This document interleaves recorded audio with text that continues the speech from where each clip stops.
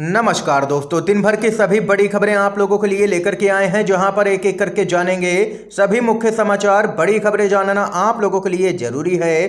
तो वहीं खबरों की तरफ बढ़ने से पहले अगर आप लोग हमारे YouTube चैनल पर नए हैं तो चैनल को सब्सक्राइब कीजिएगा, और अगर आप लोगों को आगे ये वीडियो पसंद आए तो एक प्यार वाला लाइक वीडियो को जरूर कीजिएगा, कमेंट बॉक्स में कमेंट कीजिएगा। जय हिंद जय भारत। दरअसल दोस्तों, पहली बड़ी खबर आप लोगों को बताते चलें।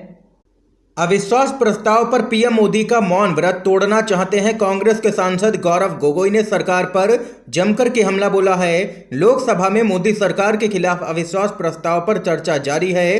कांग्रेस के सांसद गौरव गोगोई ने अविश्वास प्रस्ताव पर चर्चा की शुरुआत की है और जमकर के केंद्र सरकार पर निशाना साधा है। और वहीं बताते चलें, इसके साथ ही खबर यह भी सामने निकल के आ रही है कि राज्यसभा में सदन के नेता पीयूष गोयल के खिलाफ विशेषाधिकार प्रस्ताव, विपक्षी दलों ने असंसदीय भाषा का इस्तेमाल करने के लिए राज्यसभा में सदन के नेता पीयूष गोयल के खिलाफ विशेषाधिकार प्रस्ताव पेश कर दिया है।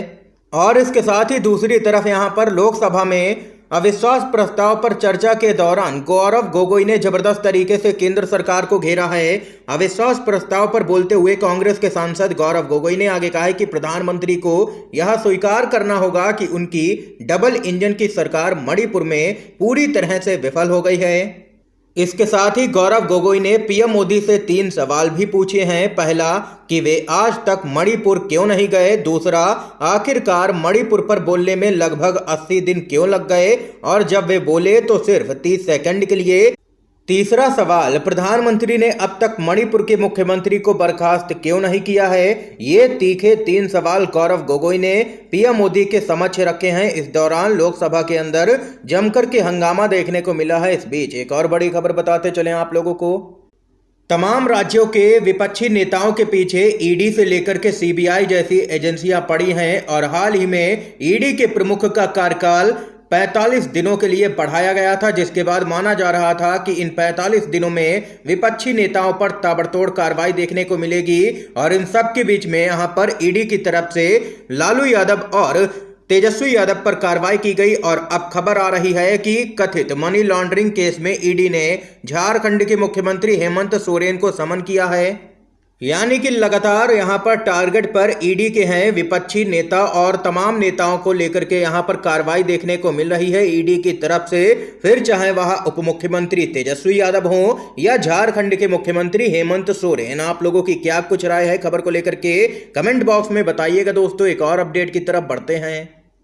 राहुल गांधी को वापस मिला है अपना पुराना बंगला, बोले पूरा हिंदुस्तान मेरा घर है। कांग्रेस के पूर्व अध्यक्ष राहुल गांधी की लोकसभा की सदस्यता बहाली के बाद अब उन्हें अपना पुराना बंगला एक बार फिर से वापस मिल गया है। सूत्रों की माने तो लोकसभा की हाउस कमेटी ने राहुल गांधी को दिल्ली के 12 तुगलक लेन स्थित आधिकारिक आवास एक बार फिर से आवंटित किया है। और वहीं 109 दिन के बाद वापस मिले बंगले को लेकर के मीडिया के सवालों पर राहुल गांधी ने कहा है कि पूरा हिंदुस्तान मेरा घर है।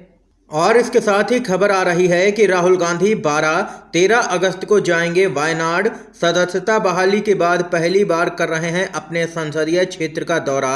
ये यहां पर खबर आई है। एक और अपडेट की तरफ बढ़ते हैं।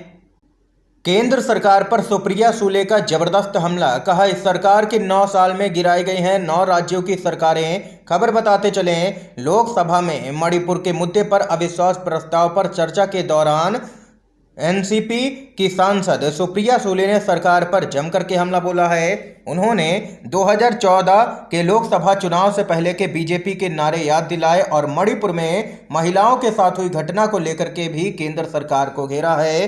दरअसल दोस्तों, आप लोगों को बताते चलें, सुप्रिया सूले ने केंद्र सरकार को फेल बताया और ये भी कहा है कि मैं इंडिया के लिए बोलने को खड़ी हुई हूं।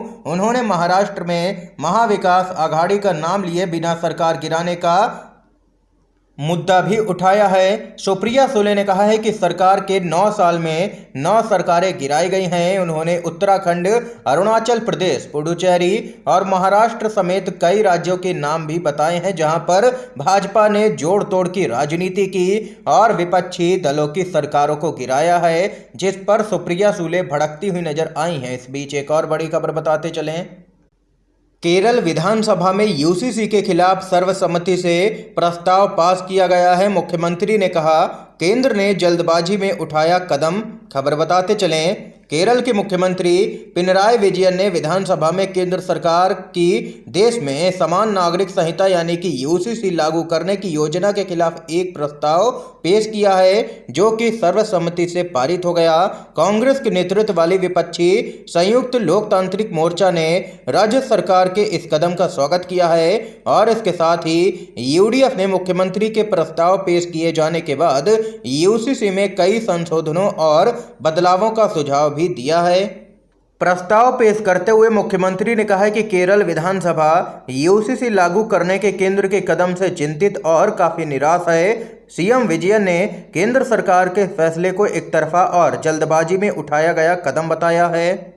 इसके साथ ही सीएम ने आगे कहा है कि संविधान देता है धार्मिक स्वतंत्रता की गारंटी, आम सहमति से कोई कदम उठाना चाहिए सरकार को, लेकिन ये सरकार मनमानी कर रही है। ये यहाँ पर केरल के मुख्यमंत्री का कहना है। इस बीच एक और बड़ी खबर बताते चलें।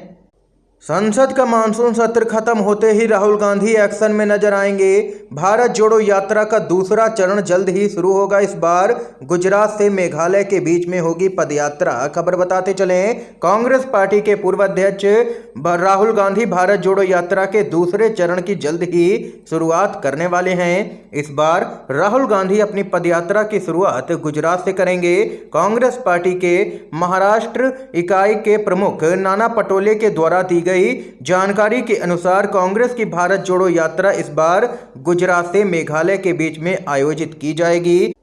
और वहीं सूत्रों के हवाले से जानकारी दी गई है कि राहुल गांधी की पदयात्रा का दूसरा चरण सितंबर महीने में शुरू हो सकता है। यात्रा के पहले चरण में कांग्रेस का उद्देश्य जमीनी स्तर पर लोगों से जुड़ना, उनकी चिंताओं को समझना और 2024 के लोकसभा चुनाव के लिए समर्थन जुटाना था। और राहुल गांधी की पहली भारत जोड़ो यात्रा को अपार समर्थन भी देश भर में मिला था और एक बार फिर से इस यात्रा को जबरदस्त समर्थन जनता के द्वारा मिलता हुआ नजर आएगा। इसके साथ ही एक और बड़ी खबर की तरफ बढ़ते हैं।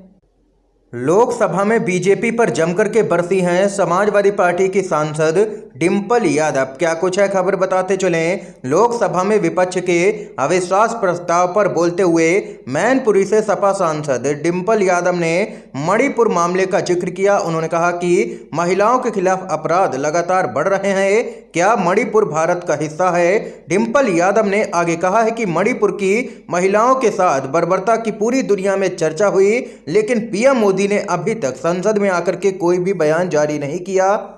उन्होंने सरकार के रवैये पर सवाल खड़े किए हैं और इस सरकार को बेहद ही असंवेदनशील करार दिया है डिंपल यादव ने।